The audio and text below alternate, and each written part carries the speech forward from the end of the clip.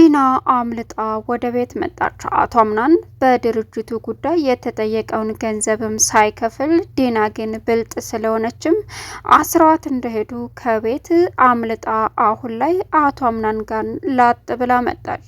በዚህን ሰዓት ቤሊልና አቶ አምናን በደስታ ተፍለቀለቁ። አቶ አምናን የመጨረሻ ተስፋ መቁረጥ ላይና የእናቱ ድርሻ ብቻ እንጂ የሱ ድርሻ እንደሌለ ለወይዘሮ ሙርዚና ተናግሮ ነበር።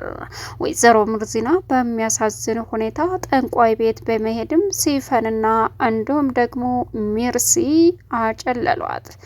ወይዘሮ ሚርሲና እንግዲህ ከምትበላው ምግብ ላይ የሚያሳክክና አእምሮ የሚያስት መድኃኒት በማስጠቀምም ጨልላ አሳረፏትኝ። አሁን ላይ ድና ደግሞ አሁን ወደ ቤት ስትመጣ ቤሊልና አቶ አምናን እየተወያዩም እና አንቺ በህይወቴ ከሌለሽ በጣም አስቸጋሪ ነው። አሁን ላይ የማስበው ስለ አንቺና ስለ ልጄ ነው በማለትም ለቤሊል ነገራት። ልቤ ሁለት ተከፍሏል ሲላትም ከማን ጋር ስትለውም ከአንቺና ከልጄ ጋር አላት። በዚህን ሰዓት እውነት እኔ በልብ ውስጥ ቦታ አለኝ አቶ አምናን ስትለውም በሚገባ ቤሊል አላት። አሁን ላይ እሺ ሚስጥረኛ ስትለው ምንድነው ያልሽኝ ሴላትም ሚስጥረኛዬ አለችው። በጣም ይገርማል እንደዚህ እኮ ብለሽኝ አታውቂም ሴላትም በዚህ አጋጣሚ አሁን ላይ ዘው ብላ የመጣችው ድና እንግዲህ አቶ አምናን የተጠየቀውን የድርጅት ብር ሳይከፍልም እሷ ግን ብልጥና ጀግና ስለሆነችም የወይዘሮ ሙርዚና ዘር መሆኗንም አስመስክራለች። አሁን ላይ በጣም የሚያሳዝነው ግን ሚርሲና እንዲሁም ሲፈን የተደበቀው ሚስጥራቸው ተጋለጠ። ድና ቤት ውስጥ ስትመጣ ሚርሲና ሲፈን ኩበት ሆነው ቀሩ። ሰላም ውድና የተከበራችሁ የስኬት ሚዲያ ቤተሰቦች እንደናችሁ ልይ ሰላማችሁ ይብዛልኝ።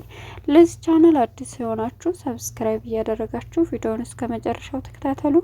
በጉጉት ስንጠብቀው የነበረው ዳር ቀጣይ ፓርት ይዘመተናል። እንግዲህ እጅግ በሚያሳዝንና በሚገርም ሁኔታ ወይዘሮ ሙርዚናን ጠንቋይ ቤት በመሄድም እጅግ በሚገርም አሁን ላይ አእምሮዋን እንድትስት አደረጓት ሲፈንና ሚርሲ።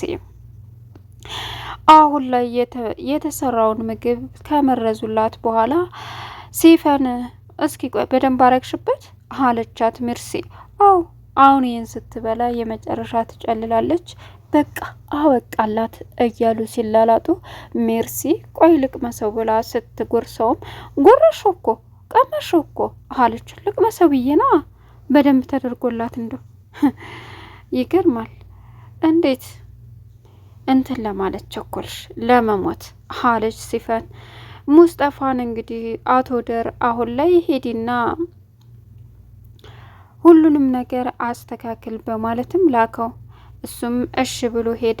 ነገር ግን የሚያሳዝነው አሁን እንግዲህ እጅግ በጣም በሚከብድ ሁኔታ የተፈጠረው ነገር በሙሉ አቶ አምናን እያለቀሰና እየየ እያለ ይገኛል። ሌላኛውና ከባዱ አሁን አቶ አምናን የተፈጠረው አስደንጋጩ ዜና፣ ሌላውና አስጨናቂው ከባዱ ሁኔታ አቶ አምናን የተፈጠረውን ነገር አምኗ ለመቀበሉ ለሱ ቢከብደውም የወይዘሮ ሙርዚና ህመም እንዲሁም ደግሞ የተፈጠረው አስቸጋሪው ነገር ምንድነው ብሎ ራሱንም መጠየቅ ጀመረ። በዚህን ሰዓት አቶ አምናን እንግዲህ የወይዘሮ ሙርዚናን ህመም ሲሰማ የመጨረሻ እያለቀሰና እያዘነም ይገኛል። ግቡ ላይ የሚያሳክከውንና የሚያጨልለውን ከጨመሩ በኋላ ሚርሲና ሲፈን መጨፈራቸውን ቀጠሉ። ወይዘሮ ሙርዚና አሁን ላይ ያሳከካት ስለነበረ ከመጨለሏ በፊትም ሁለቱ እንግዲህ በሷ ሙድ እየያዙ በሚገርም ሁኔታም ሲጫወቱ ቆይተው ሚርሲ የሷን ለሷ የቀመመችውን ምግብ በመመገብም አሁን ላይ ሲፈን ምን ነው ለማበድ ቸኮልሽ ገና ምን አይተሽ እያለችም እንግዲህ ሁላቸውንም ለመበቀል ዝግጁ ሆናለች።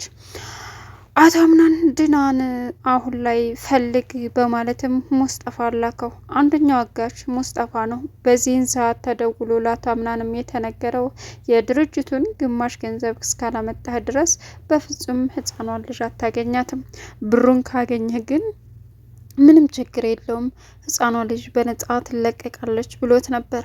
እሱም እርሽ በማለትም ሁሉንም ነገር በማስተካከል ላይ እንደነበረ ግልጽ ነው።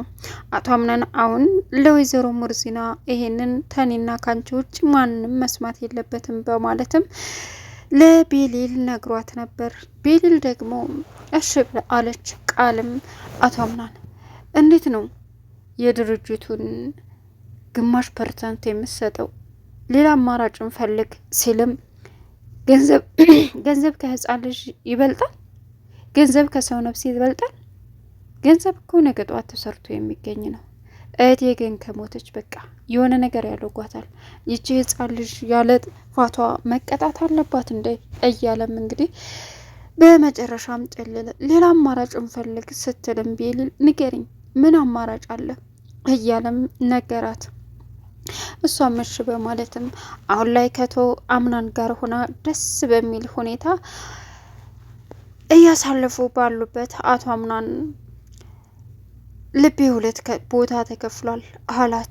ማለት የት የት? ልጄ ጋ አንቺ ጋ። ምን? አዎ እውነት በልብህ ውስጥ ቦታ አለ አለችው። በሚገባ አላት። ከዛም ብቻ ግን ነገሮች እየተደራረቡ በቃ እመሆነው ግራ ገባይ ሲላትም ሚስጥረኛዬ አይዞህ አለችው። ምን? አዎ ምን ነው እንደዚህ እኮ ብለሽኝ አታውቂም ዛሬ ልኳ ታዲያ አለችው። በዚህን ሰዓት ደስ አለው። ቀጠለና አሁን ላይ እኔ እንዳልጎዳሽ እፈልጋለሁ፣ እፈራለሁ። እኔ አልሆንሽም፣ ላንቺ የምገባ ሰው አይደለውም አላት። ለምን? እኔ ላንቺ የምገባ መከራ የማያጣኝ በብዙ ሁኔታ። ምስጢረኛ አታስብ፣ ምንም አትጎዳኝም፣ ምንም ችግር የለውም። በቃ የምርሽን ነው አላት። አዎ አለችው። በዚህን ሰዓት ምግብ ላምጣልህ? በፍጹም አያስፈልገኝም፣ በቃኝ። እንዴ በእኔ እጆች መመገብ ምን ያክል መፈወስ እንደሆነ አልገባም ምስጢረኛ ስትለውም እሱም እሺ በቃ አላት። በዚህን ሰዓት ማጉረስ ጀመረች። አምናን እጇን ሳቡ አድርጎ ሳማት። ደስ የሚል ላይፍ እያሳለፉ ነበረ። የወይዘሮ ሙርዚና እንግዲህ ሁላቸውም ቁጭ ባሉበት አጋጣሚ ጅስሟን ማከክ ጀመረች። ሲፈንና እንዲሁም ደግሞ ሚርሲ መመልከት ጀመሩ። እርስ በርሳቸው መጠቋቋም መጀመሪያ የህፃን ልጅ ጉድ ልጄ እኔን ያስበላውሽ እያለች ሙርዚና እየተናደደች ነበረ። በዚህን ሰዓት ኦ እያለች ማከክ ጀመረች። እናቴ ሙርዚና ምን ነሻል አለቻት። ጄሪ ምንም አሳከከሽ እኮ እንደ አልታጠበችም እንዴ ምንና ነው እያለች ቀጠለች። ጄሪ እኔ እንጃ ቢንቢ ነው መሰል ብላ ሄደች። በዳግመኛው ሁላቸውም ሳሎን ቁጭ ብለው ወይዘሮ ሙርዚና ጅስሟን እያከከች የምትሆነው ግራ ገባት። መጨረሻ ላይ ግን በሚገርም ሁኔታ እዛው መሳቅ ጀመረች፣ ማስካካት ጀመረች። ሰራ ስራው ጀመረ አለች። ጠንቋይ ቤት ሄደው ሲፈንና እንዲሁም ደግሞ ሚርሲ አምጥተው አሁን ላይ ይሄንን እከክ እንዳለብስልኝ መድኃኒት ስጠኝ ብላ ነበር ሚርሲ። ያንን የጠንቋይ መድኃኒት ይዛ መታ ብትሰጣትም ግን የሚያሳዝነው እንዳሉት ሆነላቸው።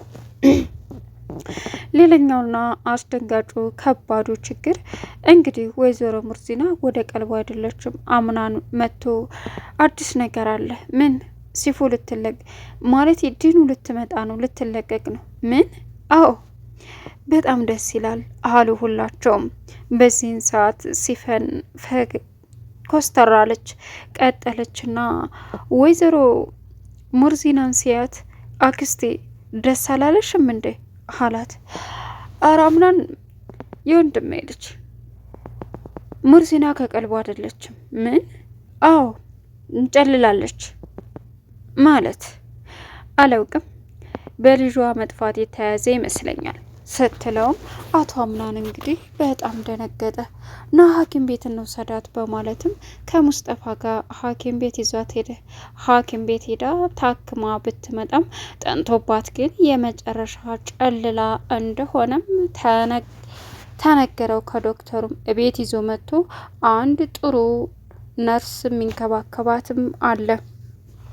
ወይዘሮ ምርዚና ጨርቋን ጥላ እረፋለች። ማትሆነው ነገር የለም። እሱንም ቤሊል ይህም ምግብ አብላት አለችው።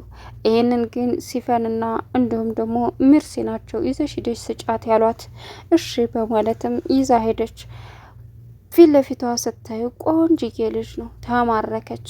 እሱም እንደዛው። በዚህ አጋጣሚ በሚያሳዝን ሁኔታ እሱም መመልከት ጀመረ። ፈገግታውንም ቀጠለ። እባክህ ተንከባከባት፣ እኔም አግዛለሁ አለችው። አታስቢ፣ ስራ አይደል? ይህ እኮ ስራዬ ነው፣ እኔ በደንብ እሰራለሁ አላት። ቤሊልም እሺ እንግዳ በርታ፣ ጠንክር አለችው። እሺ እንድትድን እንፈልጋለን ኦኬ ስትልም እሱም እሺ ብሎ ተቀበላት። ወይዘሮ ምርዚና ምግቡን አልበላ ብላ እንደመለሰችም ነገራት። በቃ እሺ እምቢ ካለች አለች። ሌላኛው ለአቶ አምናን አሁን ላይ ድና መንጣቷ ቢያስደስተውም ግን ደግሞ የእናቷ እንደዚህ መሆን አስቸግሮታል። ሌላኛውና ከባዱ ሲፈንና እንዲሁም ደግሞ አሁን ላይ የሜርሲ ማብቂያ ደርሷል። ሲቀጥል አሁን ወይዘሮ ዛህራ ጓደኛ መታለች። ቤሊል የዋለችላትን ውለታ ለሶሊና ነገረቻት። እናም እኔም ምርጥ እናትሽ ሆንሻለሁ፣ ይህን የመሰለ ቁንጅና ይዘሽማ ዝም አትይም እያለች ቤሊልን ማድነቅ ጀመረች። እሷም አክስቴ እሺ አክስቴ ሶሊያና ደስ ይላል፣ ችግር የለውም አለች። ሚርሲ አሁን ላይ ሶሊያናን ስታያት ማንሽ ደሞ አንቺ በማለትም ጠየቀቻት። ሶሊያና ከነአያቷና ከነቅማቷ ነገረቻት። ከነአባቷ ይህ ሁሉ ያንቺ ስም ከነ አያቴ ከነ አባቴ ነው የነገርኩሽ በማለትም ተናገረች። ቻናሉን ሰብስክራይብ እያደረጋችሁ መልካም ቆይታ